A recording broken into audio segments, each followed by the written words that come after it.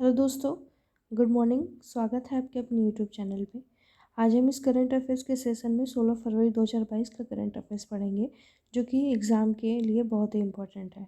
ठीक है, तो वीडियो को लास्ट तक देखें और वीडियो अच्छा लगे तो प्लीज़ सब्सक्राइब करें, बेल आइकन को दबाइए, जिससे कि हमारी सारी वीडियो आप तक पहुँच पाए। इंडिया की किसी भी टाइप का एग्ज़ाम हो, उसमें करंट अफेयर ज़रूर पूछता है। ठीक है, तो आइए चलते हैं इस सेशन का। फर्स्ट क्वेश्चन है हमारा, हाल ही में किस देश के प्रधानमंत्री जस्टिन ट्रूडो ने पहली बार आपातकालीन अधिनियम लागू किया है? तो ऑप्शन ए है कनाडा, बी है ऑस्ट्रेलिया, सी है ब्रिटेन, डी है इनमें से कोई नहीं। तो जो आंसर होगा कनाडा। हाल ही में कनाडा के जो प्रधानमंत्री हैं वो जस्टिन ट्रूडो ने पहली बार आपातकालीन अधिनियम घोषणा की है। आगे देख अब देखिए, थोड़ा कनाडा के बारे में देखते हैं। कनाडा की जो राजधानी है वो है ओटावा। ठीक है, यहाँ की मुद्रा है कैनेडियन डॉलर। चलिए आगे देखते हैं। क्वेश्चन 2 है हमारा, सौभाग्य योजना के तहत किस राज्य में सौर आधारित स्टैंड अलोन सिस्टम के माध्यम से विद्युतीकृत घरों की अधिकतम संख्या है? ऑप्शन ए है जम्मू कश्मीर, बी है राजस्थान, सी है हिमाचल प्रदेश और डी है इनमें से कोई नहीं। तो जो आंसर होगा वो राजस्थान।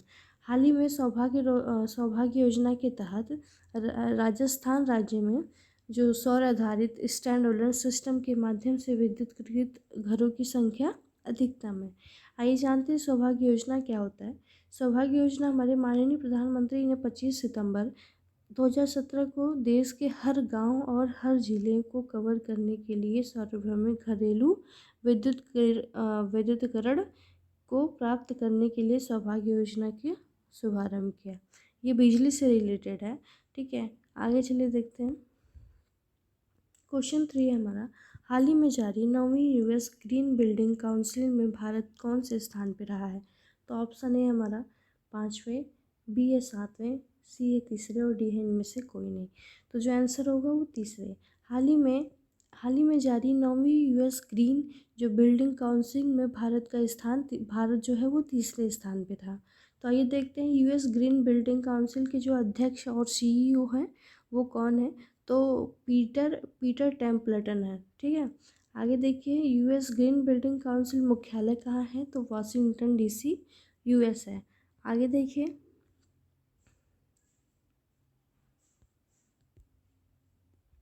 ये देखिए आगे कुछ इंडेक्स के बारे में बताया गया है, जो कि हमारे भारत का कौन सा स्थान था इसमें आपको एक्सप्लेन किया गया है। तो देखिए, पहला है ग्लोबल इंटरप्रेन्योरशिप मॉनिटर 2021-22 रिपोर्ट में भारत कौन से स्थान पे था? तो भारत चौथे स्थान पे था। देखिए, EIU के डेमोक्रेसी इंडेक्स में भारत कौन से स्थान पे था? तो 46वें स्थान पे था। आइए जानते हैं EIU की फुल फॉर्म क्या होती है। द इकोनॉमिस्ट इंटेलिजेंस यूनिट होती है।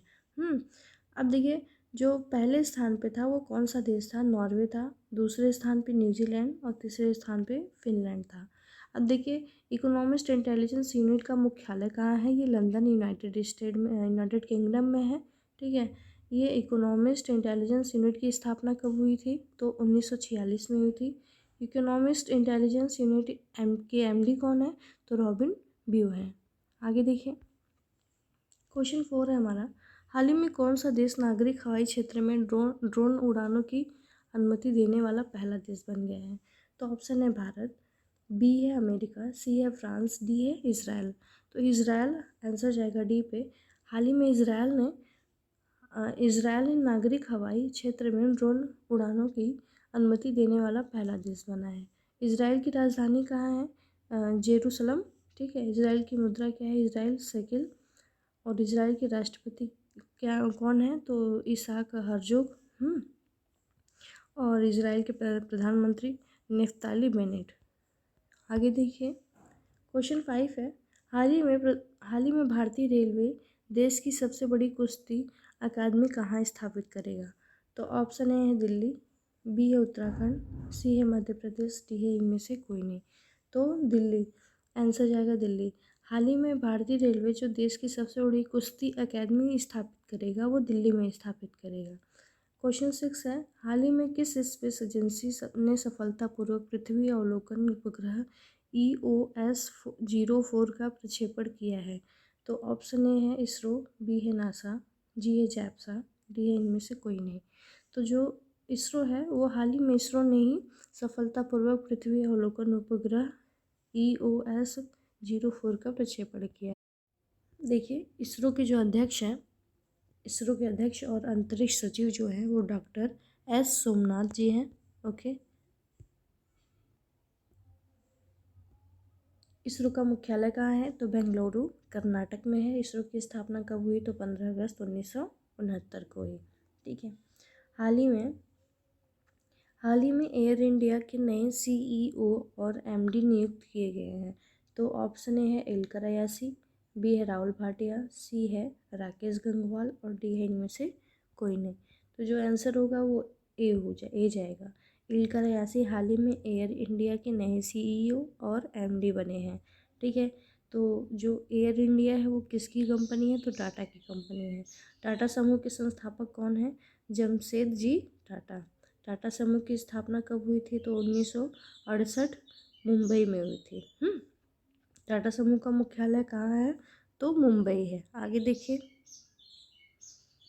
क्वेश्चन 8 है, हाल ही में किसे फिर से चुना गया है जर्मनी के राष्ट्रपति के रूप में? तो ऑप्शन ए है फ्रैंक वॉल्टर स्टीनमेयर, और बी है रेवेन रिवलिन, और सी है लिंडन जॉनसन, और डी है इनमें से कोई नहीं। आंसर जो होगा वो ए फ्रैंक वॉल्टर स्टीनमेयर ये हमारे हाल ही में जर्मनी के नए राष्ट्रपति के रूप में चुने गए हैं। जर्मनी के चांसलर कौन है? तो ओलाफ स्कोल्ज। जर्मनी की राजधानी कहाँ है? तो बर्लिन है। जर्मनी की मुद्रा क्या है? यूरो है। आगे देखिए,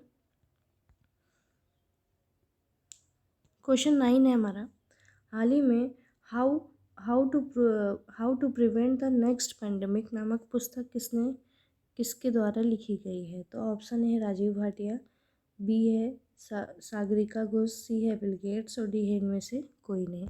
तो आंसर जो होगा वो बिल गेट्स होगा। हाल ही में बिल गेट्स ने how to prevent the next pandemic नामक पुस्तक लिखी है। इनकी अंतिम पुस्तक थी how to avoid climate disaster, the solutions we have and the breakthroughs we need. ये इनकी लास्ट वाली पुस्तक है जो फरवरी 2021 में जारी की गई थी। अब देखिए राजीव भाटिया द्वारा जो है वो पुस्तक कौन सी लिखी गई है? तो भारतीय अफ्रीका संबंध चेंजिंग होराइजन्स। अब देखिए सागरिका घोष द्वारा कौन सी पुस्तक लिखी गई है? तो अटल बिहारी वाजपेयी। आगे देखिए, अब ये हमारे करंट अफेयर्स के सेशन में करंट रिवीजन है जो कि मैं डेली करंट अफेयर्स में करंट रिवीजन करवाती हूँ। जो हमारे प्रीवियस करंट अफेयर्स हैं उसके बारे में बताती हूँ।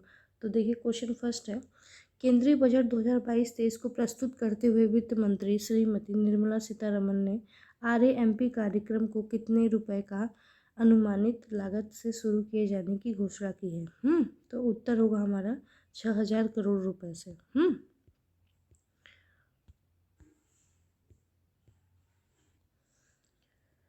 क्वेश्चन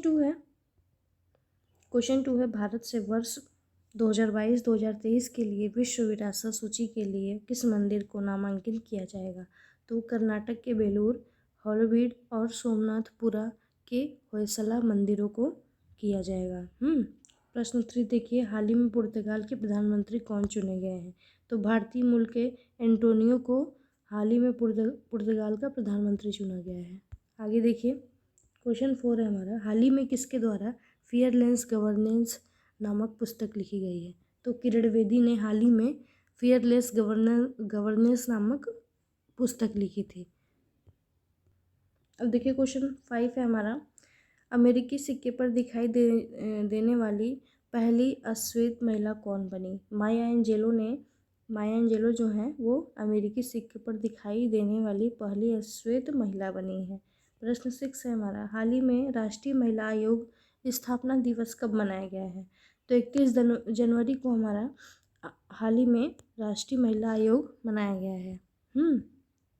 प्रश्न 7 है हमारा, हाल ही में कैशलेस लेन देन को बढ़ावा देने के लिए टेरापो ने किसके साथ साझेदारी की है? तो national payments corporation of India के साथ NPCI के साथ साझेदारी की है। आगे देखिए, क्वेश्चन नंबर 8 है हमारा, हाल ही में किस देश ने महिला एशिया कप 2022 का खिताब जीता है? तो हाल ही में जापान ने महिला एशिया कप 2022 का खिताब जीता है। क्वेश्चन 9 है हमारा, किस मंत्रालय द्वारा लंबी दूरी वाली यात्रा बसों में फायर अलार्म लगाना अनिवार्य किया गया है? तो उत्तर है हमारा सड़क परिवहन एवं राजमार्ग मंत्रालय। प्रश्न 10 है हमारा, सऊदी अरब का पहला योग महोत्सव कहाँ आयोजित किया गया है?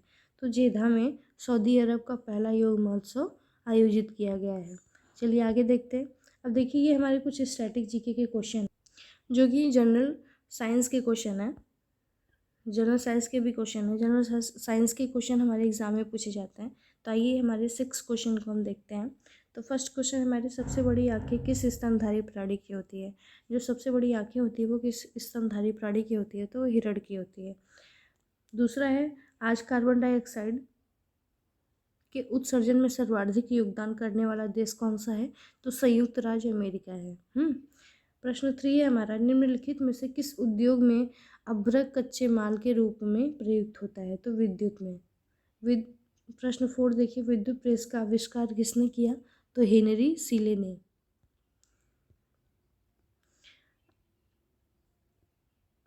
क्वेश्चन 5 है, प्रेशर कुकर में खाना जल्दी पक जाता है क्योंकि प्रेशर कुकर के अंदर दाब अधिक होता है।